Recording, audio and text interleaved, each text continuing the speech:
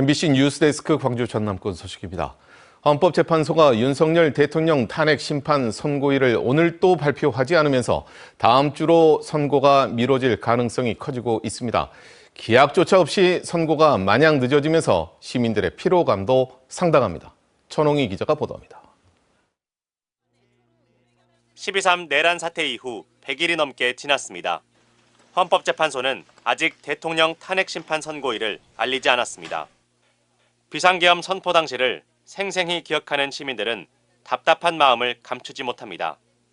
군인이 국회에 들어가서 유리창을 깨고 이게 다 나와 있는 상황인데 헌법재판소에서는 국민을 더 불안해하게 하고.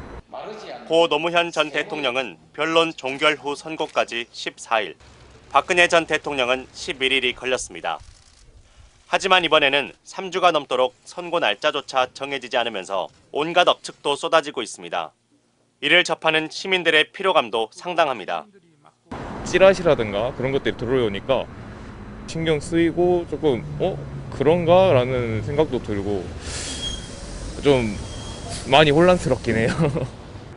언제 선고하겠다는 기약조차 없다 보니 매일 철야 농성을 벌이는 시민단체들도 힘들긴 마찬가지입니다. 단식 농성을 하던 광주시 구의원들도 건강이 급격히 나빠지면서 8일 만에 단식을 중단했습니다. 좀 투쟁이 좀 오래 되면서 시민들이 지쳐하시는 모습을 명확히 느낄 수가 있습니다. 또 하루빨리 극복되지 않으면 후유증이 매우 크겠구나 이런 생각을 많이 하게 됩니다. 시민들은 헌법재판소가 분열과 혼란을 하루빨리 끝내줄 것을 바라고 있습니다. MBC 뉴스 천홍희입니다. 이재명 더불어민주당 대표가 최상목 권한대행은 국무위원으로도 대통령 권한대행으로도 자질과 자격을 갖추지 못한 사람이라고 직격했습니다.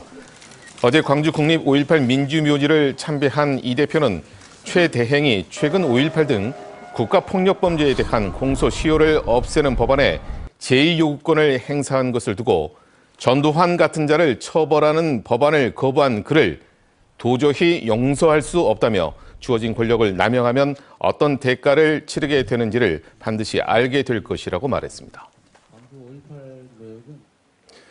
전남에서 첫 구제역이 발생한 지 닷새 만에 감염 농장의 숫자가 2자릿수로 늘어났습니다. 특히 영암 농가에 집중되면서 일대 주민들은 짧은 시간 안에 잘 마무리될 수 있도록 온 힘을 다하고 있습니다. 서일영 기자입니다. 차량으로 막힌 농장 입구 너머로 살처분을 위한 준비 작업이 한창입니다. 주변에선 방역복 차림의 공무원들만 바쁜 걸음을 재촉할 뿐 마을 전체가 고요함에 빠졌습니다. 구제역이 닷새 만에 이웃 농장 9곳을 휩쓸자 주민 간 왕래도 뚝 끊긴 겁니다. 축산 농가는 일체 움직이지 못하고 집에서 이렇게 하다못해 석회라도 좀 줬으면 하고 그렇게 기다리고 있더라고요. 모두 3km 방역대 내에서 발생한 감염이지만 대규모로 확산될까 우려가 큽니다. 최선을 다해서 구제역 박멸에 하고 있습니다. 정부에서도 더 신경 쓰셔서 이런 구제역이 한 번씩 발생하면은 축산농가들은 가슴이 덜컹덜컹 하거든요. 식당 등 지역 상권도 구제역 탓에 줄어든 예약에 한숨만 내쉬고 있습니다. 예약도 많았는데 지금 다 취소되고 지금 보다시피 손님도 너무 없으시고 지금 우리가 직원은 많은데 너무 힘들어요 지금. 영암에선 키우는 위험가축만 한우 4만 3천 마리를 비롯해 돼지 5만 2천 마리, 염소 5,400마리 등 10만 마리가 넘습니다. 영암에선 차량 소독을 위한 통제 초소가 농장 인근 등 16곳까지 늘어났는데 현재도 추가 설치가 논의되고 있습니다. 초소를 지키며 오가는 차량 정보를 기록하고 소독약을 채우는 이들은 모두 주민들. 한파 수준의 꽃샘 추위에도 이웃과 지역을 지키기 위해 발벗고 나서고 있습니다. 축산농가 그런 분 진짜 마음이 아프죠. 그것도 우리 영암에서 발생했다는 게 가장 아프고요. 그리고 그분들의 빨리 좀 이게 이제 구제역이 끝나고 그분들에게 조금이라도 도움이 됐으면. 영암군도 모든 위험가축에 대한 백신 접종을 마치고 왕인문화축제 등 주요 축제를 모두 5월로 미루며 방역 고삐를 조이는 상황. 백신 접종 후 항체 형성이 되는 앞으로의 일주일이 구제역 확산의 분수령으로 전망되면서 영암은 이제 시간과의 싸움에 돌입했습니다. MBC 뉴스 서희령입니다. 광주 디자인 비엔날레가 올해 창설 20주년을 맞았습니다. 올해 광주 디자인 비엔날레는 모든 존재를 끌어안는 포용을 주제로 공존과 배려의 가치를 전시에 담아낼 예정입니다. 박수영 기자입니다. 이동권 보장을 요구하는 장애인들의 대중교통 탑승 시위는 차별에 관한 첨예한 논란을 불러일으켰습니다. 올해 광주 디자인 비엔날레는 이처럼 서로 다름에서 오는 차별과 갈등에 주목합니다. 그리고 디자인의 역할을 포용으로 삼았습니다. 디자인이란 단순히 아름다움을 추구하는 것에 그치지 않고 모두가 더 나은 삶에 다가갈 수 있는 가치를 담아야 한다는 겁니다. 디자인이 단순히 뭐 이런 예쁜 물건을 만드는 것이라든지 예쁜 포스터를 만드는 것에서 끝나는 것이 아니고 어떻게 하면 디자인의 모든 사람의 어떤 차이나 어떤 다른 것을 끌어안아 줄 수 있는가, 그것을 보여주고 싶은 겁니다.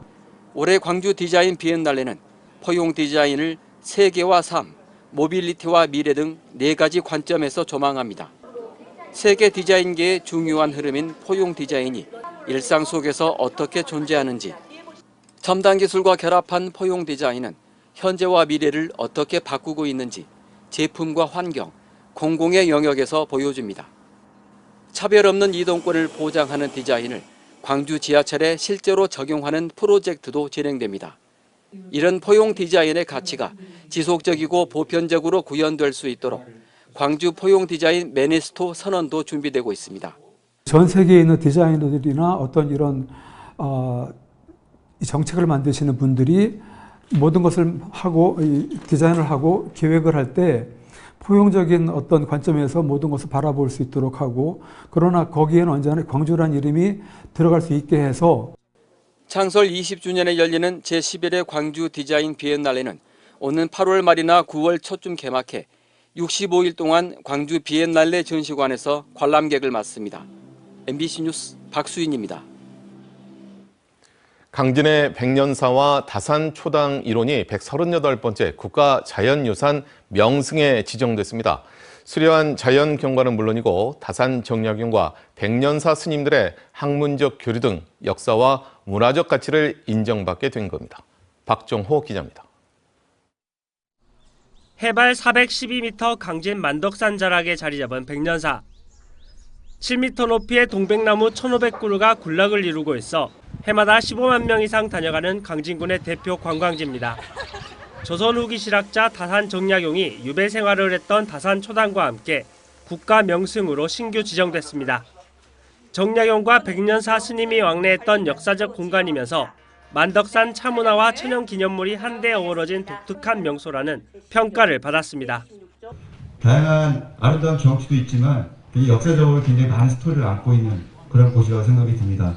그래서 명승이 된 것이라고 생각이 들고, 지정 면적은 44만 8,193제곱미터, 축구장 63개 규모입니다.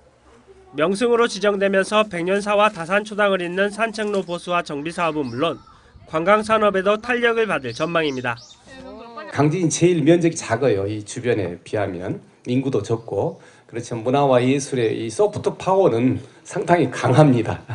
강해서 앞으로 이것을 잘 활용을 하고 또 이 자연유산을 활용을 해서. 지난 2005년부터 지정을 시작한 국가자연유산 명승지는 전국에 모두 138곳. 백운동 원림에 이어 세 번째 국가지정 명승지를 보유하게 된 강진군이 남도납사 1번지로의 위용을 자랑하고 있습니다. MBC 뉴스 박종호입니다. 여자 프로배구 페퍼저축은행이 시즌 최종전에서 지면서 4년 연속 꼴찌로 시즌을 마무리했습니다. 창단 이후에 첫 2자릿수 승리와 또 최다승 그리고 전 구단 상대 승리 등의 값진 결실도 있었지만 고질적인 리시브 불안과 또 고비 때마다 집중력 부족이 발목을 잡곤 했습니다. 한신구 기자가 보도합니다. 꼴찌 탈출을 위해선 반드시 잡아야 하는 현대건설과의 시즌 최종전. 고비 때마다 범실을 쏟아낸 페퍼저축은행은 결국 1대3으로 지며 시즌을 마감했습니다. 올 시즌 최종 성적은 11승 24패, 승점 35점으로 4년 연속 꼴찌에 머물렀습니다. 그렇지만 창단 이후 첫 두 자릿수 승리와 역대 최다승, 전 구단 상대 승리라는 의미 있는 결실을 이루며 고질적으로 따라다녔던 승점 자판기라는 오명에서 벗어났습니다. 우리가 가는 길이 이제 새로운 역사다라고 얘기했는데 뭐 어느 하나를 또 꼽을 수는 없습니다. 그 정도로 다 자같이 일궈낸 일들이고. 개막전을 승리하며 산뜻하게 출발한 페퍼저축은행은 올 시즌 새로 가세한 미들블러커 장위, 그리고 박정아와 이한비 등의 선전으로 4라운드 한때 5위까지 오르며 상승세를 타기도 했습니다. 그렇지만 고질적인 리시브 불안과 승부처에서 집중력 부족, 그리고 외인 용병의 교체와 부진 등이 겹치며 결국 최하위 탈출에 실패하며 아쉬움을 삼켰습니다. 이길 수 있는 경기가 몇 경기 더 있었는데 그런 경기를 조금 잡지 못한 것도 너무 많이 아쉽고 그냥 개인적으로도 팀적으로도 많이 아쉬움이 남는 시즌인 것 같습니다. 초보 감독으로 첫 시즌을 끝낸 장소영 감독은 승부처에서 뒤집는 힘도 생기고 선수들도 패배의식에서 벗어나 이젠 어느 팀도 만만히 볼 수 없을 정도로 성장한 게 가장 큰 성과라면서 다음 시즌 한 단계 도약을 기약했습니다. 다음 시즌에는 목표를 조금 높게 잡아서 그 목표에 조금 더 부합하게 열심히 좀 해야 되지 않겠나 이런 생각합니다. 아쉽지만 희망을 본 페퍼저축은행은 다음 시즌 최하위 탈출과 함께 봄 배구를 바라보면서 다시 한번 담금질에 나서게 됩니다. MBC 뉴스 한신구입니다.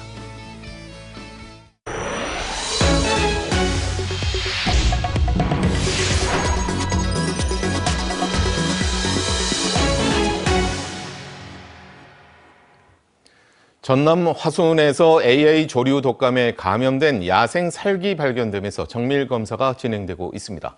전라남들은 어제 화순 세량지 인근에서 폐사한 야생 살을 검사한 결과 폐사 전에 AI에 감염된 조류를 먹은 것으로 추정된다며 나주와 화순 10개 농장 26만여 마리 가금류에 대해 소독과 정밀 조사를 하고 있다고 밝혔습니다.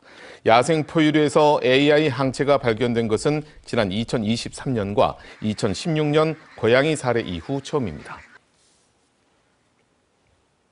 광주 서구의회 의장이 운영하는 업체에 현직 서구의원이 입사해 정부 영역을 따내 논란이 되고 있습니다. 최근에 국립아시아문화전당은 총 사업비 4억 7천여만 원에 5월 어머니의 노래 공연 대행사로 전승일 서구의장의 소유 업체를 선정했습니다. 이 과정에서 김영미 서구의원이 해당 업체 기획실장 자격으로 심사 프레젠테이션 발표에 나섰던 것으로 확인돼 논란이 되고 있습니다. 이에 대해 당사자들은 문화기획 전문가로서 역할을 하고자 했으며 법적 문제는 없다고 해명했습니다. 하지만 양분남 민주당 광주시당위원장은 법률적, 절차적으로 공정할지라도 시민 눈높이에서 적절치 않아 보인다며 시당의 사실관계 확인을 지시했습니다. 전국에 40개 의대가 있는 대학 총장들이 의대생들의 집단 휴학을 불허하기로 합의한 가운데 조선대학교가 의대생들의 휴학원을 모두 반려하기로 했습니다. 조선대는 수업의 4분의 1이 지나는 3월 28일 이후에 복귀할 경우 학칙에 따라 처리하겠다는 의대 학장 명의의 서신을 휴학생들에게 발송했습니다. 또 군입대 등 특별 휴학이 아닌 휴학원은 모두 반려하기로 했습니다. 전남대도 3월 말까지 복귀하지 않으면 학칙에 따른 불이익을 받을 수 있다고 의대 휴학생 전원에게 통보했습니다. 학교 법인과 토지 소유자의 갈등으로 4개월째 이어지던 대광여고와 서진여고 학생들의 통학로 불편 문제가 해소됐습니다.